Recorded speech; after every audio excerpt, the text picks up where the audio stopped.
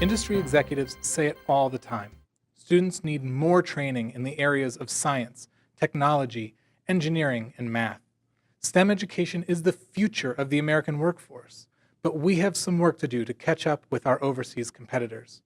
In a time when as many as 60% of incoming freshmen nationwide require some remedial instruction, often in the areas of math, industry employers struggle to find trainable talent to be the future of our manufacturing base. We're hearing the cry from the workforce that graduates are not adequately prepared and that they need more, that they don't want to emphasize or focus on doing remedial math, remedial science, things along those lines.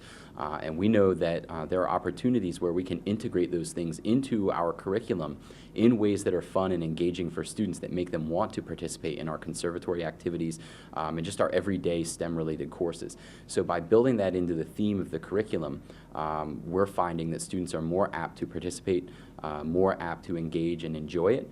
Their families are getting them out to more events, to visit more colleges, and we believe that's going to better prepare them for the workforce. Enter charter schools and public cyber charter schools.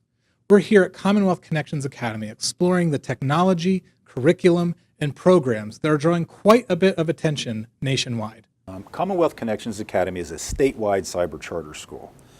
We were chartered in 2003, started with one location in Harrisburg with 8 staff members and served a little under 400 kids. Now we serve 8,300 students across the state and we're approaching 500 employees. The STEM Conservatory offers students unique opportunities to further explore technology and further explore opportunities that you might not be able to get just by sitting in a regular classroom. When these kids see that stuff, they're like, okay, so science, this isn't dry stuff. This is purposeful and useful and pretty cool. Nationally, these schools compete in the education marketplace in different ways. Here in Pennsylvania, a cyber charter school can be an alternative to the traditional brick and mortar public school at no additional cost to families or students. These are public institutions, but some students choose to attend schools for different reasons. Some come from failing and often violent schools. Some lack the specialized classes that would allow students to flourish at their peak potential. And some students need extra support that just cannot be found in the traditional setting. Working on the Lego Mindstorm, that's the EV3, and this is my first time actually on the mobile classroom. I always wanted to be on here. It's pretty cool. You build 3 different types of robots, program them, and at the end you test them out. Recently, I was escorting a group of students who compete in a STEM competition called the Real World Design Challenge. They were going to Washington, D.C. To get their assignment for this year. And on our way down, one of our students who had some pretty severe medical issues which prevented him from being able to attend a physical bricks and mortar space on a daily basis. Very highly performing academic student, but those medical issues and the frequent hospital visits were preventing him from being able to get to a bricks and mortar facility each day. So this option worked out very well for him. We were able to provide him with the special technology and equipment that he needed in order to be able to compete in this academic competition. And he's part of our first place team that has won several years in a row on the state level and has also placed nationally. It was on our way down to that trip that his parents had actually sent him a text message photo of his college acceptance letter, where he was being docked for grades and attendance reasons simply for not being able to attend a bricks and mortar setting previously. So this option is fantastic for him and his family, and we're ecstatic to be able to serve that family's needs. But one thing is for sure, charter schools in Pennsylvania are growing. In fact, they're thriving, and they're setting the bar when it comes to STEM education curriculum. Commonwealth Connections Academy here in Midtown Harrisburg blends virtual and hands-on learning, creating the workforce of tomorrow.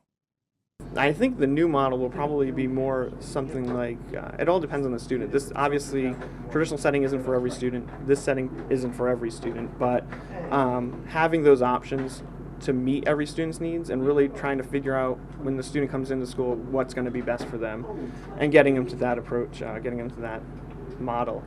I think that's probably the future of it, and that's what's going to bring out the best success. One thing that sets Commonwealth Connections Academy apart is their innovative mobile classroom. It travels across the state, allowing students to enjoy unique, hands-on educational opportunities throughout the year. You know, one thing that we can do is we can take that to different parts of the state. We can explore the natural resources there. We can explore the unique qualities of those areas. And not only that, but, you know, have the students bring their own unique experiences in as well. It's almost like we're connecting an entire state. Suddenly the students who are in Pittsburgh can communicate, share, brainstorm with students who are in Philadelphia. That's awesome. But charter schools have their share of legislative challenges too. There's other students that it's a tremendous financial burden on the cyber charter school, even more than a traditional school, because again, we have to deliver it statewide. We're not geographically bound, and oftentimes it's very hard to find providers in different areas of the state. So whatever legislation needs to move forward with funding, we have to make sure, especially with special education students, no matter what public school option they choose, that they're funded adequately and funded equally. We think that's paramount. Even down to the way in which charter schools receive their funding has been a topic of discussion, all affecting the way in which these children can be educated. The way that they are able to do more and achieve more dramatic results with less is astounding.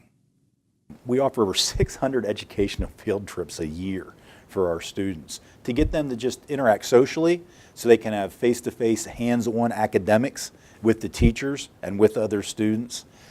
We think it's also important for students to learn to collaborate. You know, the modern educational system needs students to be able to collaborate, and not just within age-to-age peer group. They have to be able to work with older students, younger students, and adults, so we think that's important. Constantly evolving best practices, innovative teaching techniques, and personalized attention are transforming students' lives here at Commonwealth Connections Academy. They are truly giving young learners a second chance at learning that they might not have had in a vastly underperforming school district. Reporting from Commonwealth Connections Academy in Midtown Harrisburg, this is Carl Marrara for PMA Perspective.